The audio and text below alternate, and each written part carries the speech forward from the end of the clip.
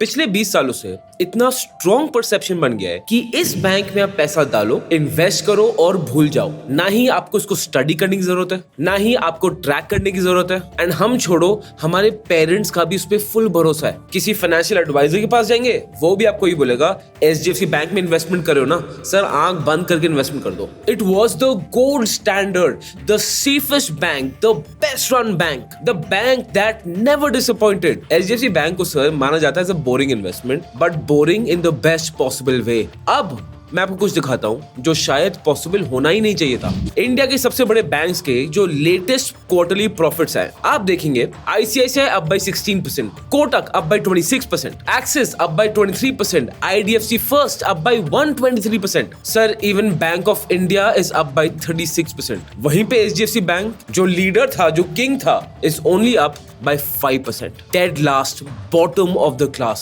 जहां पे HDFC का शेयर प्राइस 25% से ज्यादा गिर चुका है in one single year, अपने 2 साल के लो पे बैठा है। And what gets worse, अगर आप HDFC के शेयर प्राइस को कंपेयर करोगे towards closest peer ICICI bank की शेयर प्राइस से, आपको एक अलग ट्रेजेक्टरी दिखेंगी। So here is a question जो आज की वीडियो में मैं आंसर करने वाला हूँ। The safest bank, the most trusted bank in India among all its peers, हो क्या गया इसको? Did the king of banking sector get old?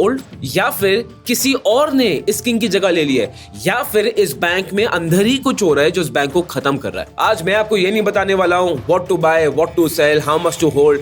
मेरा आंसर सिंपल है, I am going to show you the full picture, what exactly is broke, what is the issue, the internal, the external, the pros and cons, everything, so that you in a better position to decide आपको क्या करना चाहिए। मेरा नाम हर्ष गोयल है और इस channel पे ना मेरा ऑब्जेक्टिव एक है, is that we put your savings on work so that they earn for you, get you compounded results। और जहां पे आप पैसा डालते हो, जिन इन्वेस्टमेंट्स में डालते हो, मैं वहां पे जो सबसे डिफिकल्ट क्वेश्चन होते हैं उनको उठाता हूं एंड इन्वेस्टिगेट करता हूं, and I give you the answer with black and white so that you can decide. और आज का क्वेश्चन एक ही है, what the hell is wrong with HDFC bank and will it continue?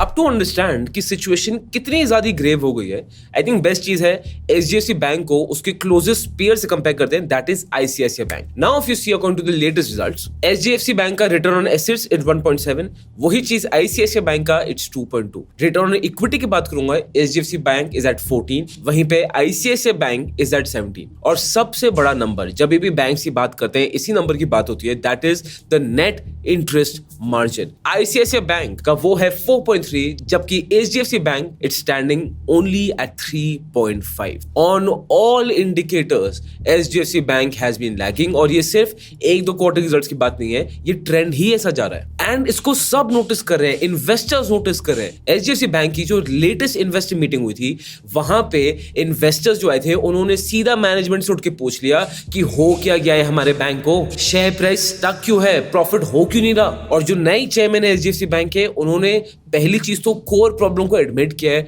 और ये बोला है कि कम से कम 2 से 3 साल लगेंगे इस प्रॉब्लम को ठीक होने में। और ये जो भी प्रॉब्लम है ना, it traces back to one event, और ये जो वजह है इसको ढूंढने के लिए, which has taken the king of the throne, हम फॉलो करेंगे सबसे ज्यादा इंपॉर्टेंट नंबर जो बैंकिंग में होता है। अब वहां चलते हैं। अब खुद सोचिए, एक बैंक पैसा बनाता कैसे? ट्रेडिशनली सबसे ज्यादा एक बैंक ना किन पैसों से कमाता है? जो पैसा उनके कासा में पड़ा हो, which is the current account and savings account. क्यों?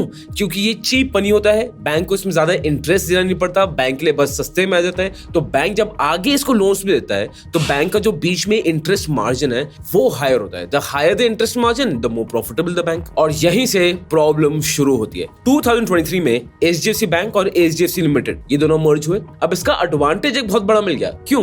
क्योंकि HDFC लिमिटेड के इतने हाउसिंग लोन्स, इतने लोन सैंक्शन कर रखे, इतने एसेट्स हैं उनके पेपर में, कि जब ये एक साथ हुए तो fundamentally and on paper it made a lot of sense. HDFC bank ने इतने सारे एसेट्स को इनहेरिट कर लिया। बट एक चीज जो इस बैंक ने इनहेरिट नहीं की, और अब वही सबसे बड़ी प्रॉब्लम बन रही है, वो है चीप डिपॉजिट्स। जितने एचडीएफसी बैंक के कासा अकाउंट्स थे, कासा में पैसा पड़ा था, वो कंपैरेटिवली बहुत कम हो गया बिकॉज अब लोन्स इतने सारे बुक्स में खड़े हो गए। एंड जो पैसा एचडीएफसी लिमिटेड को मिल रहा था वो कासा से थोड़ी मिल रहा था, वो तो एक्सपेंसिव पैसा था जो किसी और से पैसा उठाया था at a much higher interest rate then CASA. आप प्रॉब्लम समझ रहे हो? इनका नेट इंटरेस्ट मार्जिन इसी चक्कर में वीक होता गया है, not because their business has primarily gone bad या फिर पूरा बैंकिंग सेक्टर खराब हो गया है या फिर कस्टमर डिमांड खत्म हो गई है। वो बहुत माइन्यूट रीजन रहेंगे, बट मेजर रीजन ये है because of which HDFC bank का नेट इंटरेस्ट मार्जिन 3.26% तक भी चला गया, which is the lowest in their history. तो अब तक कहानी क्या है कि मर्जर की वजह से बैंक की हालत खराब हो रही है। एंड आई एम श्योर ये आपने कहीं ना कहीं सुन लिया होगा, और अगर सुना है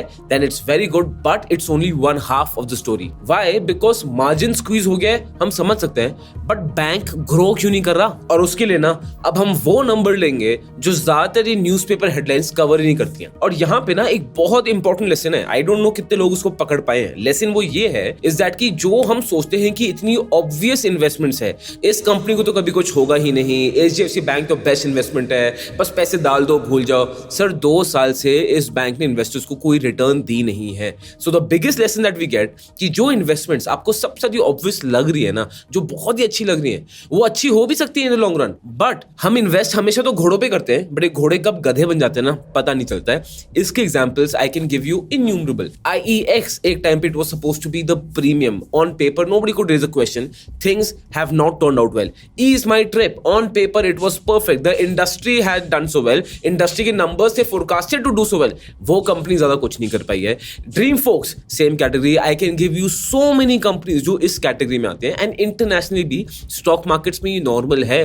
तो इससे आप क्या सीख रहे हो? आपको ये समझना है that buying and forgetting is not the best strategy.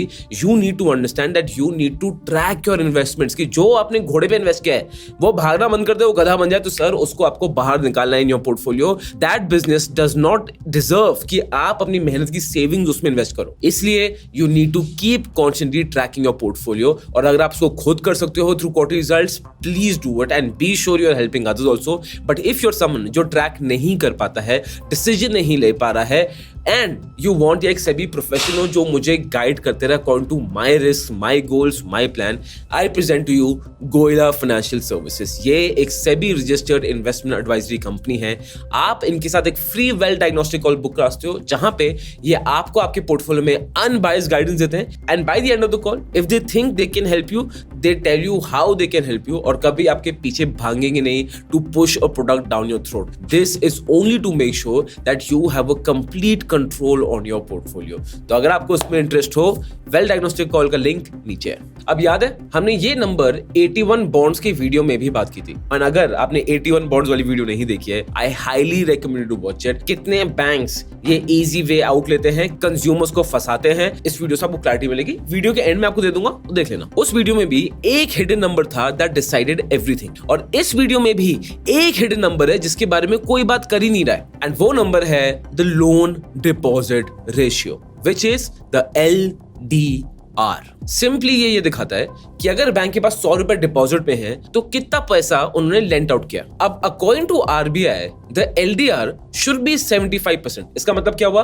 अगर बैंक के पास 100 रुपए डिपॉजिट में है, 75 उसने आगे लेंड आउट कर दिए हैं, 25 रुपए अपने पास रखे में आरबीआई के हिसाब से, that is okay and that's a good level to be at, because RBI चाहता है कि यार बैंक सेफ रहे तो लोगों का पैसा सेफ रहेगा, बट बैंक तो चाहता है कि जितना पैसा हो उतना ज्यादा वो लेंड करे, सो दैट उतना ही इंटरेस्ट ज्यादा कमाएंगे, उतना ही बैंक ज्यादा प्रॉफिटेबल होता है। But it's a balancing thing, आप समझ रहे हो? अब आरबीआई की लिमिट समझ गए। अगर आप दूसरे प्राइवेट पेयर्स का देखोगे, दे आर स्टैंडिंग एट 80%, तो उनका LDR इज एट 80%, 5% आरबीआई के कंफर्ट जोन से ऊपर है, बट स्टिल मैनेजेबल। वहीं पे एचडीएफसी बैंक का LDR इज 110%। इसका मतलब क्या है? अगर 100 रुपए उनके बैंक में डिपॉजिट है, उन्होंने लोन दे रखे हैं 110 रुपए। क्यों? जब मर्जर हुआ डिपॉजिट तो एचडीएफसी बैंक के वही रह गए, बट जो एचडीएफसी का लोन था इतना भारी, इसकी वजह से इनका पूरा एलडीआर ही हिल चुका है। एंड यहीं पे पूरी कहानी फ्लिप हो जाती है। अब अगर किसी भी बैंक का एलडीआर 110% है ना, तो उसके पास अब दो रास्ते हैं। सबसे पहला, डिपॉजिट्स को हेवी मात्रा में बढ़ाओ, या सेकंड, लोन देना उसको कम कर दो, अपने बिजनेस को रोक दो। एंड एचडीएफसी ने क्या डिसाइड किया है? It has decided to purposely slow down the business. HDFC अब लोन्स नहीं दे रहा है और बहुत रोड ब्लॉक्स लगा रहा है लोन सैंक्शन करने में, सो दैट उनका जो एलडीआर रेशियो है वो कंट्रोल में आ पाए। तो एक बार इसका मतलब सोचिए, the king of banking sector इसलिए स्लो डाउन नहीं किया है बिकॉज दूसरे लोग शायद उससे बेटर हो गए। The king of banking sector has actually chose, अब मैं आगे नहीं बढ़ूंगा, मैं स्लो डाउन करूंगा, सो दैट कि अभी मैं पेन अब्सॉर्ब करके लॉन्ग टर्म में और लॉन्ग बैंकिंग बिजनेस साइकिल्स में अपने आप को और स्ट्रॉन्ग करूं, एक बार मेरा एलडीआर कंट्रोल में आ जाए तो। और यहां पे आता है आपके लिए एक real question, do you think it is a brilliant discipline move,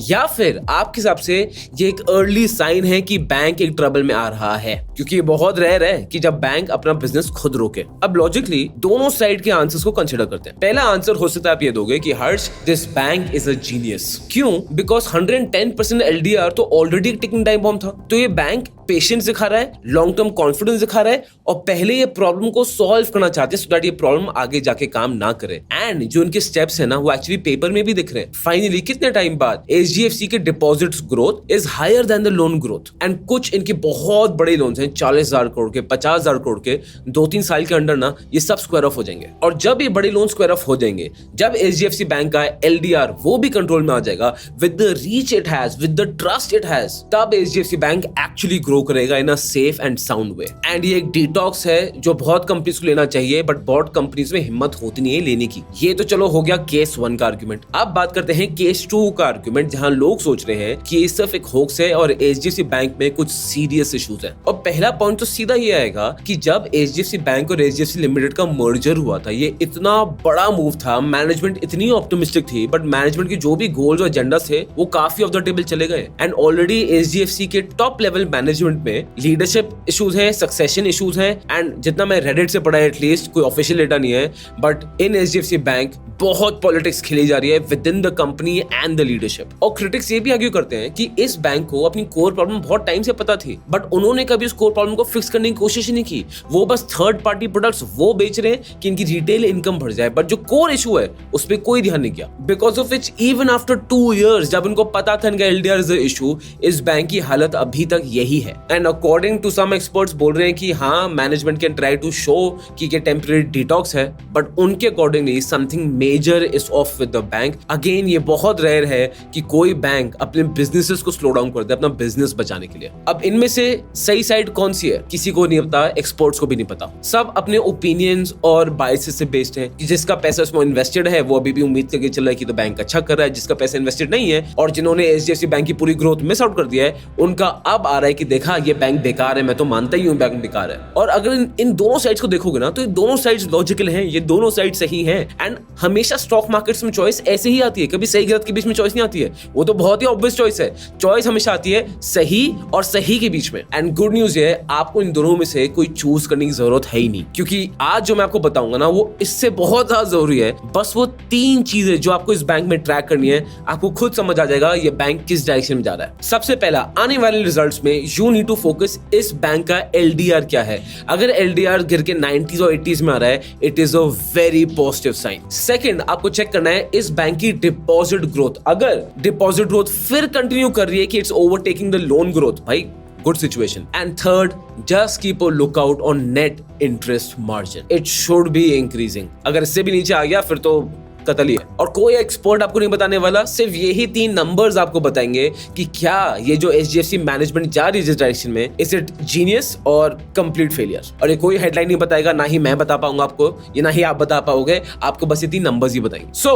did the biggest bank in India fail? Answer है बिल्कुल नहीं। इस बैंक ने खुद के लिए एक हार्ड चॉइस ली है। इस बैंक ने खुद की ग्रोथ में ब्रेक कर दिए so that they can fix the LDR number, which is getting very dangerous. और जीनियस है मिस्टेक, ये तो टाइम और वो 3 नंबर्स ही बताएंगे। और अगर अभी तक आप ये वीडियो देख रहे हो, इस वीडियो से मैं चाहता हूं आप ये सीख जरूर लो। And it's not a thing about HDFC bank. आपने बहुत इन्वेस्टमेंट्स ये सोची की होंगी तो सेफेस्ट इन्वेस्टमेंट्स हैं, इनको कभी कुछ नहीं होगा। This my friend is a reminder to you, उन इन्वेस्टमेंट्स को चेक करो, ट्रैक करो, बाय एंड फॉरगेट जैसा कुछ नहीं होता। And this is one of the hard truth I just realise back 2-3 years ago। हम जो किताबें में पढ़ते हैं ना, बाय एंड फॉरगेट, सर इस बाय एंड फॉरगेट से सिर्फ एक ही चीज होती है, you will end up holding the loss making stocks. And we have to make sure जिन घोड़ों में हमने इन्वेस्ट किया वो घोड़े ही रहें, गधे ना बन जाएं, और इसलिए उनको ट्रैक करना जरूरी है। This is a reminder to you and a wake up call to you. और एक बार ये 81 बॉन्ड्स की वीडियो देखना, आपको रिमाइंडर कॉल ऑल मिलेगा। एंड यहां तक वीडियो देखने के लिए बहुत बहुत धन्यवाद।